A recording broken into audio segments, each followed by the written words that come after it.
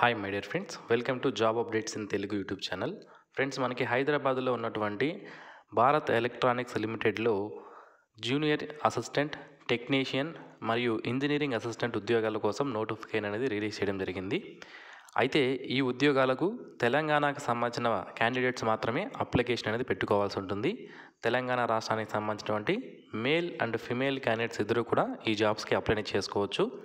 ఎందుకు ఓన్లీ తెలంగాణ, ఇవి central government jobs కదా, భారత్ ఎలక్ట్రానిక్స్ లిమిటెడ్ అనేది సెంట్రల్ గవర్నమెంట్ సంస్థ కదా, అయినప్పటికీ కూడా ఎందుకు ఓన్లీ తెలంగాణకు సంబంధించిన క్యాండిడేట్స్ అప్లై చేసుకోవాలి అంటే, తప్పనిసరిగా ఈ ఉద్యోగాలకు అప్లై చేయాలనుకుంటే తెలంగాణ ఎంప్లాయ్మెంట్ ఎక్స్చేంజ్ ఏదైతే ఉంటుందో దాని ద్వారా రిజిస్ట్రేషన్ అనేది చేసుకొని ఉండాలి. ఒకవేళ తెలంగాణకు సంబంధించినటువంటి అభ్యర్థులు ఇంకా రిజిస్ట్రేషన్ చేసుకోలేదంటే ఇప్పుడు రిజిస్ట్రేషన్ చేసుకొని కూడా అప్లై చేసుకోవచ్చు. ఓకే, కాబట్టి తెలంగాణ ఎక్స్చేంజ్లో ఎంప్లాయ్మెంట్ ఎక్స్చేంజ్లో తప్పనిసరిగా రిజిస్ట్రేషన్ అనేది చేసుకొని ఉండాలి. ఇవన్నీ కూడా పర్మనెంట్ జాబ్సే. ఒక ఇంజనీరింగ్ అసిస్టెంట్ అనే జాబ్కి మాత్రం ఫస్ట్లో 6 నెలల పాటు మీకు ట్రైనింగ్ అనేది ఉంటుంది. ఆ ట్రైనింగ్ కంప్లీట్ అయిన తర్వాత మీకు పర్మనెంట్ జాబ్ అనేది ఇవ్వడం జరుగుతుంది. మిగిలిన టెక్నీషియన్, జూనియర్ అసిస్టెంట్ జాబ్స్ మాత్రం డైరెక్ట్గా మీకు పర్మనెంట్ జాబ్సే ఇవ్వడం జరుగుతుంది. సో కాబట్టి ఇలాంటి మంచి జాబ్ నోటిఫికేషన్ అనేది మిస్ అవుద్దండి. ప్రతి ఒక్కరు కూడా దీనికి అప్లికేషన్ అనేది పెట్టుకోండి. ఇక జాబ్ పోస్టింగ్ అనేది కూడా మనకి హైదరాబాద్లోనే ఇవ్వడం జరుగుతుందన్నమాట. సో ఒకసారి ఎన్ని వేకెన్సీస్ ఉన్నాయి అన్ని వివరాలు తెలుసుకుందాం. ఫ్రెండ్స్, మనకి ఇంజనీరింగ్ అసిస్టెంట్ అనే పోస్ట్కి మీరు అప్లికేషన్ పెట్టాలి అంటే 3 years డిప్లొమా ఇన్ ఇంజనీరింగ్ చేసిన వాళ్ళు అప్లికేషన్ అనేది పెట్టుకోవచ్చు. ఎలక్ట్రానిక్స్ అండ్ కమ్యూనికేషన్లో మాత్రమే డిప్లొమా అనేది చేసి ఉండాలి.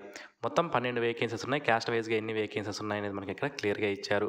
దీనికి బేసిక్ పే అనేది 24,500గా ఇవ్వడం జరిగింది. ఇతర అలవెన్సెస్ అన్నీ కూడా కలుపుకుంటే స్టార్టింగ్లో మీకు 40,000 వరకు శాలరీ అనేది రావడం జరుగుతుందన్నమాట. ఇక టెక్నీషియన్ సికి సంబంధించి ఎలక్ట్రానిక్స్ మెకానిక్ అండ్ ఎలక్ట్రికల్కి సంబంధించిన వాళ్ళు అప్లికేషన్ చేసుకోవచ్చు. ఎలక్ట్రానిక్స్ మెకానిక్ 15 వేకెన్సీస్ ఉన్నాయి. ఎలక్ట్రికల్ సంబంధించి 2 వేకెన్సీస్ ఇవ్వడం జరిగింది. సో 10th తర్వాత ఐటీతో పాటు 1 year అప్రెంటిస్షిప్ చేసిన వాళ్ళు కానీ, లేదా 10th తర్వాత 3 years నేషనల్ అప్రెంటిస్షిప్ సర్టిఫికేట్ ఉన్న వాళ్ళు కానీ దీనికి అప్లికేషన్ పెట్టుకునే అవకాశం అయితే ఉంటుంది. సో ఎన్ని వేకెన్సీస్ రిజర్వేషన్ చేయబడి ఉన్నాయనేది మనకి ఇక్కడ క్లియర్గా మెన్షన్ చేశారు. నెక్స్ట్, జూనియర్ అసిస్టెంట్కి సంబంధించి బీకామ్ లేదా బీబీఎం చేసిన వాళ్ళు దీనికి అప్లికేషన్ పెట్టుకునే అవకాశం అయితే ఉంటుంది. 3 వేకెన్సీస్ ఉన్నాయి. Unreserved 1, economical weaker section 1, OBC వాళ్ళకి 1 వేకెన్సీ రిజర్వేషన్ చేయబడి ఉంది. శాలరీ విషయానికి వస్తే అప్ టు 35,000 వరకు శాలరీ అనేది దీనికి రావడం అనేది జరుగుతుందన్నమాట. సో నేను మీకు స్టార్టింగ్లోనే చెప్పాను, ఇంజనీరింగ్ అసిస్టెంట్ అనే పోస్ట్ ఏదైతే ఉందో దానికి మాత్రం 6 నెలల పాటు మనకి ట్రైనింగ్ అనేది బెంగళూరులో ఉంటుంది.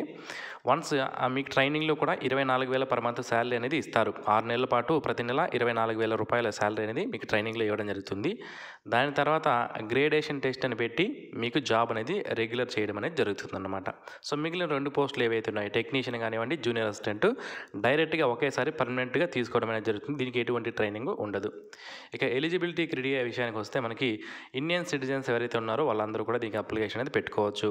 ఏజ్ అనేది 18 సంవత్సరాల నుంచి 28 సంవత్సరాల మధ్యలోని క్యాండిడేట్స్ అప్లికేషన్ అనేది పెట్టుకునే అవకాశం అయితే ఉంటుంది 3 రకాల పోస్టులకి కూడా. అయితే 1/6/2024 నాటికి ఏజ్ అనేది మీరు చూసుకోవాల్సి ఉంటుంది. ఇక్కడ ఏజ్ రిలాక్సేషన్ కూడా వర్తించడం జరుగుతుంది. ఓబీసీ వాళ్ళైతే 31 సంవత్సరాల వరకు ఉన్న వాళ్ళు, ఎస్సీ ఎస్టీ వాళ్ళైతే 33 సంవత్సరాల వరకు ఉన్న వాళ్ళు, పర్సన్ విత్ డిజబిలిటీ అయితే మనకి 38 సంవత్సరాల వరకు ఉన్న వాళ్ళు అప్లికేషన్ అనేది పెట్టుకోవచ్చు.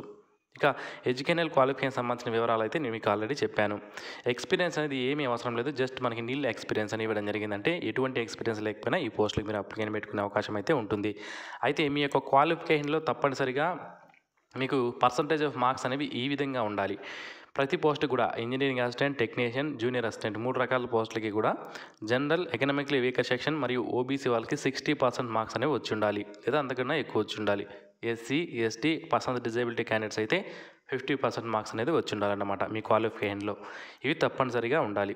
సో నెక్స్ట్, మనం స్టార్టింగ్లో చెప్పుకున్నట్లు తెలంగాణకు సంబంధించిన వాళ్ళు మాత్రమే అప్లికేషన్ పెట్టుకోవాలని చెప్పడం జరిగింది. అది ఏంటి అంటే, registration in Telangana employment exchange is essential అని ఇవ్వడం జరిగింది. అంటే తెలంగాణ ఎంప్లాయ్మెంట్ ఎక్స్చేంజ్ రిజిస్ట్రేషన్ అనేది తప్పనిసరిగా ఉండాలన్నమాట. సో ఇప్పటికీ ఎవరైతే కొంతమందికి అది ఎక్స్పైర్ అయిపోయి ఉంటుంది, కొంతమందికి ఇన్యాక్టివ్గా ఉంటుంది. కాబట్టి మీ డిస్ట్రిక్ట్ హెడ్ క్వార్టర్స్కి వెళ్ళి అక్కడ ఎంప్లాయ్మెంట్ ఎక్స్చేంజ్ ఆఫీస్ అనేది ఉంటుంది. ఆఫీస్కి వెళ్ళి ఎక్స్పైర్ అయిపోయినా కానీ, లేదా ఇంతవరకు అప్లై చేసుకోకపోయినా కానీ ఎంప్లాయ్మెంట్ ఎక్స్చేంజ్కి ఇప్పుడు చేసుకొని మీరు ఈ జాబ్స్కి అప్లికేషన్ అనేది పెట్టుకునే అవకాశం అయితే ఉంటుంది.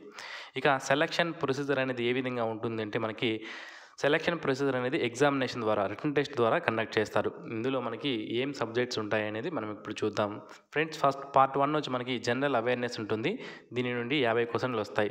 పార్ట్ 2 వచ్చి మనకి టెక్నికల్ నాలెడ్జ్ అనేది ఉంటుందన్నమాట. ఓకే. సో టెక్నికల్ నాలెడ్జ్ అనేది 100 మార్కులకు కండక్ట్ చేస్తారు. టెక్నికల్ నాలెడ్జ్ అంటే మన డిసిప్లిన్ ఏదైతే ఉంటుందో, మన సబ్జెక్ట్స్ ఏవైతే ఇంజనీరింగ్లో చదువుకుంటామో దాని నుంచి మనకి టెక్నికల్ నాలెడ్జ్ అనేది టెస్ట్ అనేది కండక్ట్ చేస్తారు. ఈ విధంగా 150 మార్కులకి ఎగ్జామ్ అనేది కండక్ట్ చేయడం జరుగుతుంది. జనరల్ అవేర్నెస్ 50 మార్కులకు ఉంటుందని చెప్పాను కదా. దీంట్లో మనకి logical analytical reasoning, కాంప్రహెన్షను, basic numeracy, data interpretation skills, general knowledge నుంచి అలాగే యాప్టిట్యూడ్ నుంచి మనకి క్వశ్చన్స్ అనేవి వచ్చే అవకాశం అయితే ఉంటుంది. ఇక మినిమం క్వాలిఫై అవ్వాలి అంటే మీరు ఎగ్జామినేషన్లో మినిమం క్వాలిఫై అవ్వాలి అంటే general, OBC, economical weaker section వాళ్ళైతే 35% ఆఫ్ మార్క్స్ తెచ్చుకోవాలి. పార్ట్ 1లోనూ సపరేట్గా తెచ్చుకోవాలి, పార్ట్ 2లో కూడా సపరేట్గా తెచ్చుకోవాల్సి ఉంటుంది 35% ఆఫ్ మార్క్స్ అనేది. SC, ST, person with disability candidates అయితే 30% ఆఫ్ మార్క్స్ అనేది తెచ్చుకోవాల్సి ఉంటుంది. సో ఇక దీంతో పాటుగా శాలరీతో పాటుగా మనకి అంటే బేసిక్ పేతో పాటుగా ఇతర అలవెన్సెస్ అనేవి ఏముంటాయంటే సెంట్రల్ గవర్నమెంట్ డిఎన్ఎస్ అలవెన్స్ అనేది ఇవ్వడం జరుగుతుంది. హౌస్ రెంట్ అలవెన్స్ అనేది ఇస్తారు.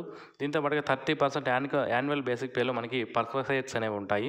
మెడికల్ ఎక్స్పెన్సెస్ అనేది ఇవ్వడం జరుగుతుంది. గ్రూప్ ఇన్సూరెన్స్ ఉంటుంది, పీఎఫ్ ప్రొవిడెంట్ ఫండ్ అనేది ఉంటుంది, పెన్షన్ ఉంటుంది, గ్రాట్యుటీ ఉంటుంది.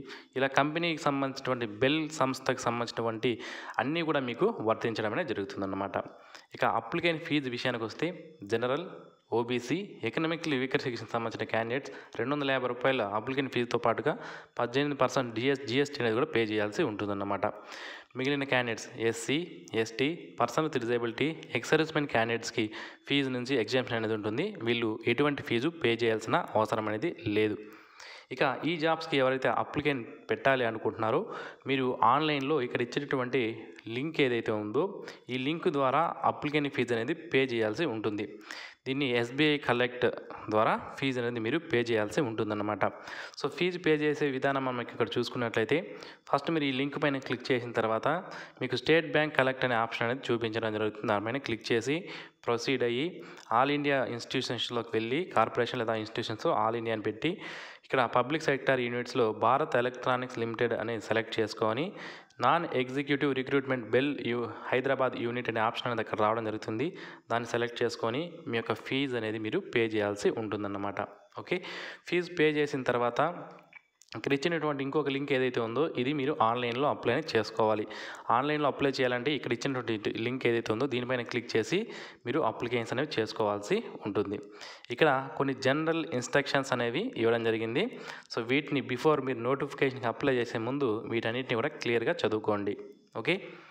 సో ఫ్రెండ్స్ ఈ జాబ్కి సంబంధించి అప్లై చేయాలనుకుంటున్న వాళ్ళకి లాస్ట్ డేట్ వచ్చి 11/7/2024 తేదీలోపు అప్లికేషన్స్ అనేవి చేసుకోవాలి. ఇంకా మీకు ఏమైనా డౌట్స్ ఉంటే ఇక్కడ phone numbers and email IDs అనేది ఇవ్వడం జరిగింది. వీటికి మీరు మెయిల్ చేసిన రిప్లైస్ ఇస్తారు, ఫోన్ చేసినా కూడా మీకు వాళ్ళు డీటెయిల్స్ అనేది మీకు చెప్పడం అనేది జరుగుతుంది. ఓకే.